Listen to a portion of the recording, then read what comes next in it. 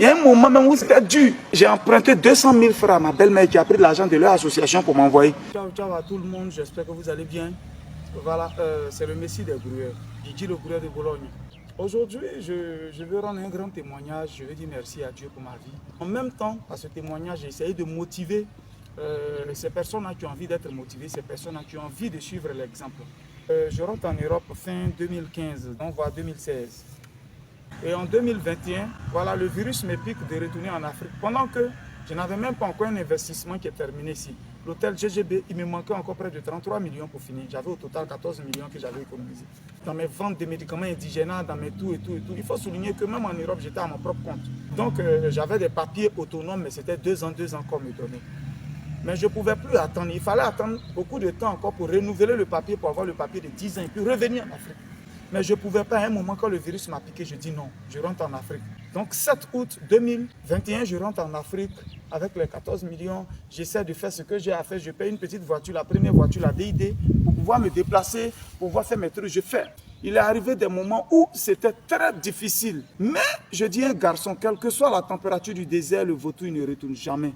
J'ai serré mon cœur, j'ai continué. Il y a un moment même où c'est arrivé, où c'était dur. J'ai emprunté 200 000 francs à ma belle-mère qui a pris l'argent de leur association pour m'envoyer. Tellement c'était dur. Je suis un business, il fallait que je complète l'argent. Pour dire que quand on prend une décision, c'est dur, c'est difficile.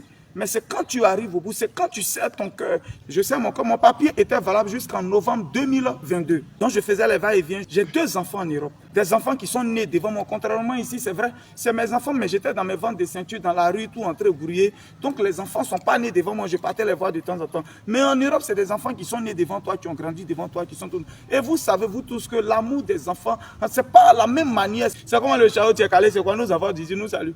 Ah, chao, c'est comment? Mais là-bas, c'est papa, je t'aime. Vous voyez un peu la gamme. Mais à un moment, il fallait réfléchir. Dois-je retourner en Europe après avoir fini l'hôtel?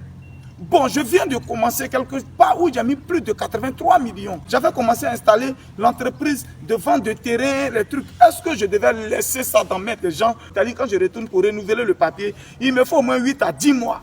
Il fallait de la patience pour trouver une bonne équipe. Il fallait de la patience pour voir qui est qui. Il fallait de la patience pour voir ce que ça te donne. Et je suis en novembre 2022.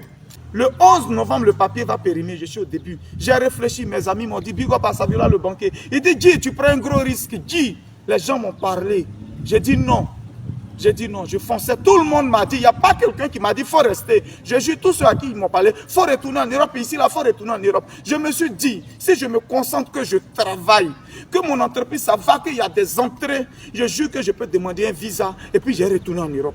Alors, le 11 novembre, dans la nuit du 10, j'ai réfléchi, j'ai mes papiers en main.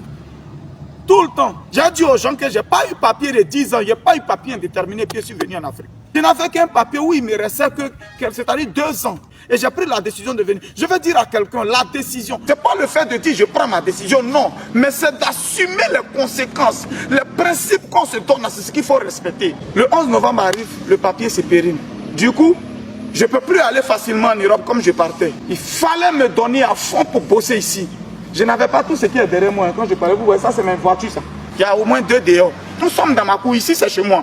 Je n'avais pas encore tout ça en novembre 2022. Je n'avais pas encore tout ça. Mais il fallait risquer, il fallait me donner à fond. Le complexe, c'est-à-dire l'espace événementiel de Tia Salé, tout ça n'était pas, j'ai construit ça en 2023. Ce n'était pas encore réalisé. Il n'y avait que l'hôtel de Hermokono qui existait. Tout ce que j'ai à Tabo, rien n'était encore. Je n'avais qu'une seule voiture, la DID que j'avais achetée à 5 500 000. Voilà tout ce que j'avais. Mais je dis, si je travaille, je peux aller de l'avant. J'ai installé l'entreprise, j'ai tout déclaré, je paye mes impôts, tout et tout. Je rentre à l'ambassade, je tape poteau, premier poteau.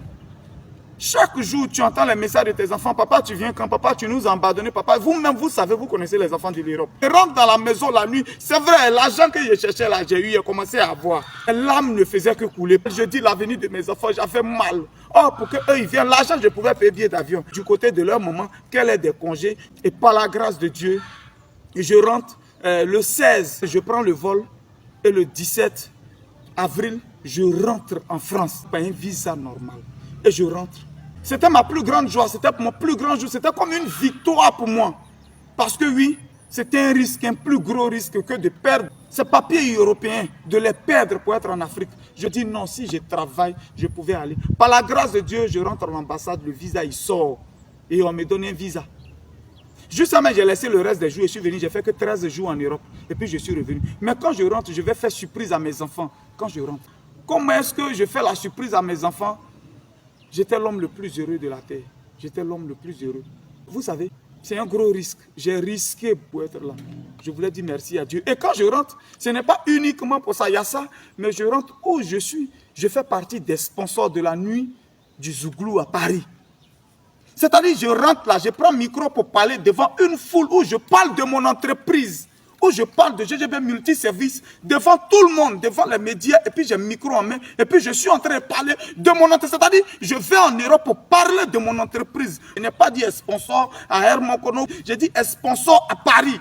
Je dis à quelqu'un le travail ou rien. Pour arriver quelque part, on commence quelque part.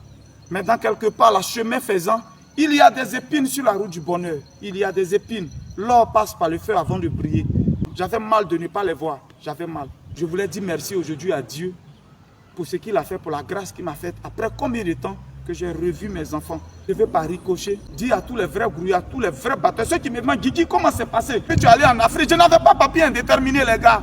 J'ai pris un risque, j'avais papier de 1 an qui me restait 1 an et puis je suis venu en Afrique. Les gens ont dit, ils ont raconté, ils ne peuvent plus aller en Europe. Oui, ils ont dit. Pas qu'ils ne pouvaient plus aller. S'ils avaient dit ces papiers sont périmés, c'était bon, mais ils ne peuvent plus aller en Europe, c'est faux. Je viens de l'Europe comme ça.